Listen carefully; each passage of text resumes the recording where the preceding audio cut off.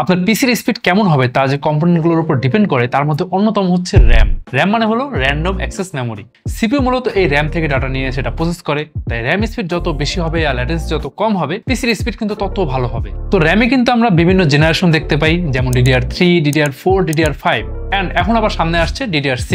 DDR মানে হলো double data rate. এটা এক ধরনের র্যাম টেকনোলজি যেটা এক ক্লক সাইকেলে দুইবার ডেটা ট্রান্সফার করতে পারে।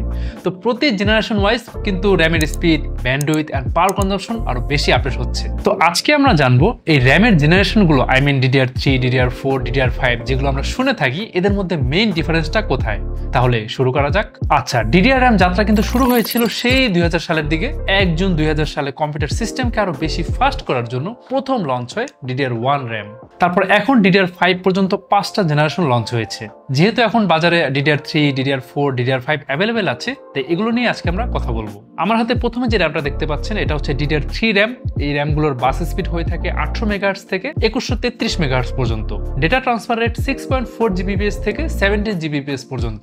ভোল্টেজ প্রয়োজন হয় সাধারণত 1.5 ভোল্টের মতো। ল্যাটেন্সি থাকে CL7 থেকে CL11 এর মধ্যে, বাট ক্লক স্পিড আর লো ব্যান্ডউইথের কারণে আসলে এই র্যামগুলো অনেক স্লো হয়ে গেছে। বাজারেও এখন খুব রেয়ার, আর নতুন যেসব মাদারবোর্ড আসছে সেগুলো কিন্তু এই DDR3 সাপোর্ট করে না। আচ্ছা, এরপরে আসছে DDR4 র্যাম।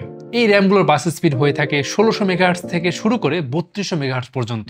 এটাকে বলা হয় স্ট্যান্ডার্ড, আর ওসি ভার্সনে 4800 মেগাহার্টজ পর্যন্ত যায়। ডেটা ট্রান্সফার রেট 12.8 Gbps থেকে 25.6 Gbps পর্যন্ত, আর ভোল্টেজ প্রয়োজন হয় 1.2 ভোল্টের মতো। ল্যাটেন্সি থাকে CL15 থেকে CL22 এর মধ্যে। DDR4 মূলত স্পিড আর পাওয়ার এফিসিয়েন্সিতে DDR3 থেকে অনেক এগিয়ে।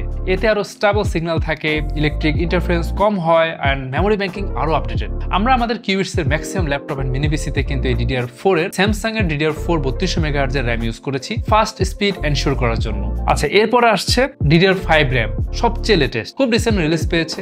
বাস স্পিড 4800 মেগাহার্টজ থেকে শুরু, বাট ওসি ভার্সনে 7200 মেগাহার্টজ প্লাস, এমনকি 8400 মেগাহার্টজ পর্যন্ত পাওয়া যায়। ট্রান্সফার রেট 38.4 Gbps বা আরো বেশি হয়ে থাকে।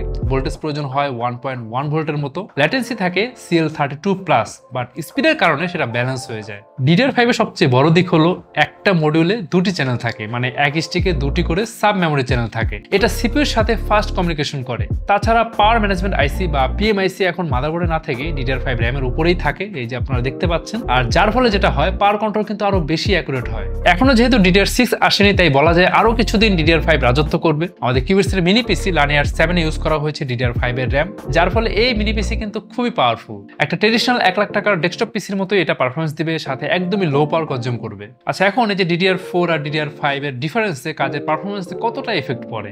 গেমিং এ পার্থক্য খুব বেশি না, 5% থেকে 10% এর মধ্যে, but video editing, 3D rendering, virtual machine and AI modeling, trading নিয়ে যারা কাজ করেন তাদের জন্য কিন্তু DDR5 অনেক হেল্প করবে। স্পেশালি যেসব অ্যাপ্লিকেশন মেমোরি ব্যান্ডউইথ হাংরি, সেখানে কিন্তু DDR5 এর এই dual channel architecture best difference এনে দেয়। তো আশা করি এই ভিডিও থেকে আপনারা বুঝতে পেরেছেন DDR কি, আর DDR3, DDR4, DDR5 এই জেনারেশন র্যামের মধ্যে আসলে মূল ডিফারেন্সটা কোথায়। তো যে কোনো ধরনের কোয়ারিজ থাকলে অবশ্যই কমেন্ট করতে ভুলবেন না। আর কিউবিটস এর যে কোনো ডিভাইস সম্পর্কে যদি জানতে চান, ভিজিট করুন qubits.io। তাহলে আজকে যাচ্ছি, দেখা হবে পরের ভিডিওতে নতুন কোনো টপিক নিয়ে। সে পর্যন্ত ভালো থাকুন, সুস্থ থাকুন।